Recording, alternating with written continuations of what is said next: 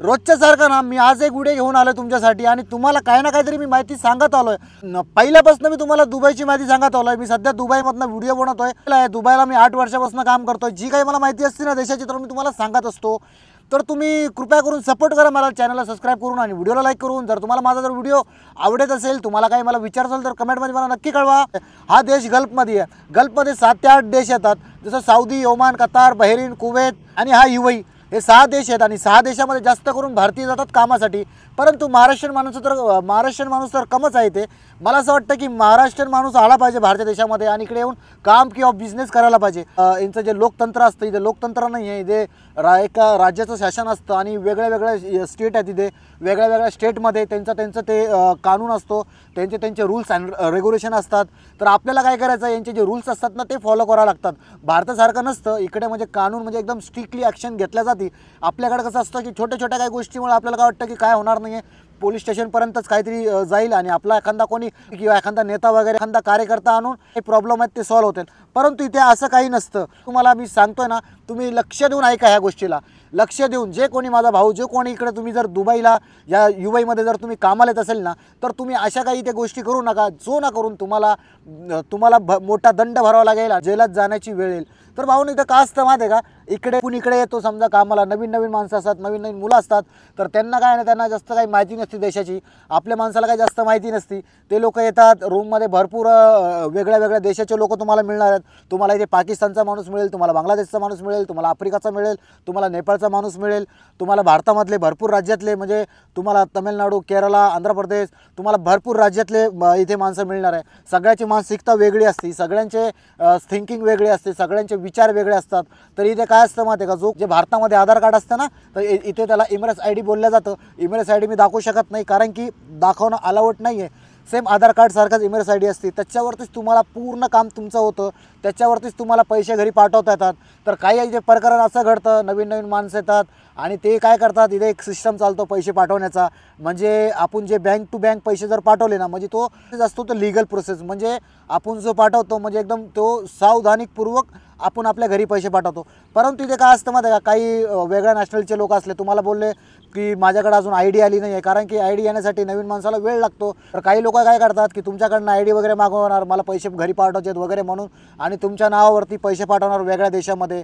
आणि असंच नाही आहे, म्हणजे ते तुमच्या नावावरती पैसे वगैरे पाठवणार, तुमच्या नावावरती एखादं सिम वगैरे घेणार मोबाईलचं, आणि मग नंतर काय होणार आहे, नंतर तुम्हाला चौकशी होणार आहे। तुमच्या नावावरती सिम घेतलं, मग इकडे ते बिलिंग करणार आहेत, या बिलिंग करून त्याच्यावरती काय ना काहीतरी फ्रॉड करून ते लोक काय 2-3 महिने राहून ते लोक त्यांच्या देशात निघून जातील, परंतु फसताल तुम्हीच। आणि दुसरी एक गोष्ट मी तुम्हाला सांगतो, इथे मोठे मॉल असतात, जसे लेबर कॅम्प असतात ना, मोठे मॉल इथे असतात लेबर कॅम्पमध्ये।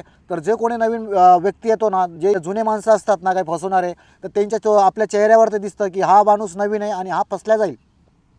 म्हणून काही लोक काय करतात, मॉलच्या बाहेर वगैरे येऊन तुम्हाला घराची काहीतरी आर्थिक परिस्थिती तुम्हाला सांगणार की आमची आई वारली, आमचे वडील वारले, माझ्याकडनं मोबाईल विकत वगैरे घ्या, मी स्वस्त्यामध्ये देतो, असं करून पण तुमच्या संग फ्रॉड करतात। एखाद्याचा मोबाईल आणून तुम्हाला विकणार, कमी पैशाचा फोन तुम्हाला जास्त पैसे सांगून तुमच्याकडनं पैसे वगैरे घेणार, त्याच्यामध्ये पण तुम्ही फसल्या जासाल। दुसरी गोष्ट भावांना, अजून इथे काही लोन वगैरे मिळत असतं, ज्यांना पण लोन मिळत असतं की 5,000 प्लस सॅलरी ज्यांना असली ना त्यांना लोन वगैरे मिळतं।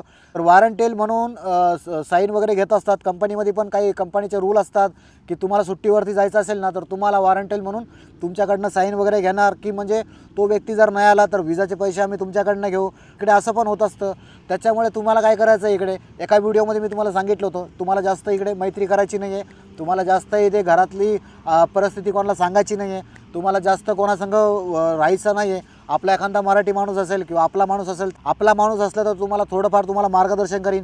परंतु इकडे वेगळ्या देशाचे माणसं, वेगळ्या राज्याचे माणसं मला फसवतील, तुम्हाला याच्यातलं काहीच माहिती नाही। कारण की भरपूर आता मी बघितलेत, इथे आंध्र प्रदेशवरून काही मुलं आलेत, नवीन 19 वर्षाचे मुलं आलेत पहिल्यांदाच या UAEमध्ये। तर त्यांच्यासोबत भरपूर असंच काही प्रकार चालू आहे। परंतु मी माझ्या अंडरमध्ये येतात तर मी त्यांना सांगण्याचा प्रयत्न करतोय, त्यांना मी व्यवस्थित सांगण्याचा प्रयत्न करतोय, त्यांना मी योग्य ती दिशा दाखवण्याचा प्रयत्न करतोय। करून तुम्हाला माझा व्हिडिओ बघून वाटतं की तुम्हाला दुबईला यायचं आहे आणि दुबईमध्ये तुम्हाला काम करायचं आहे, परंतु इकडे येऊन असं काही काम करू नका.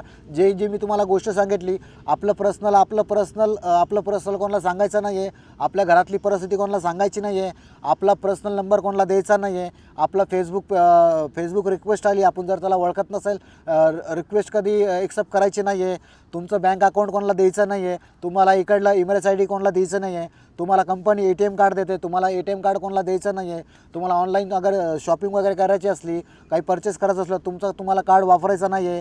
तुम्हाला म्हणजे तुमचं हे जे पर्सनल असतं आणि तुम्हाला कोणाला साईन वगैरे करून तुम्हाला द्यायचं नाही आहे. कोणाचे जर भांडणं वगैरे जर होत असेल त्याच्यामध्ये तुम्हाला पडायचं नाही आहे, कोणाचे पडायचं नाही आहे. कोणी काही करत असेल तुम्ही तिथं जायचं नाही आहे. म्हणजे जे काही तुम्ही इकडे असाल ना, जे काही या चांगल्या प्रकारे या चांगलं काम करा, पुढे जायला खूप मिळतं. आणि वेळोवेळी मी तुम्हाला अशीच माहिती देत असतो. जर तुम्हाला आजचा जर माझा व्हिडिओ जर आवडला असेल तर भावांनो कृपया करून व्हिडिओला लाईक आणि चॅनलला सबस्क्राईब नक्की करा. परत भेटू नवीन व्हिडिओमध्ये. तोपर्यंत जय हिंद, जय महाराष्ट्र, हर हर महादेव, जय शिवराय, जय शंभूराजे, जय भीम.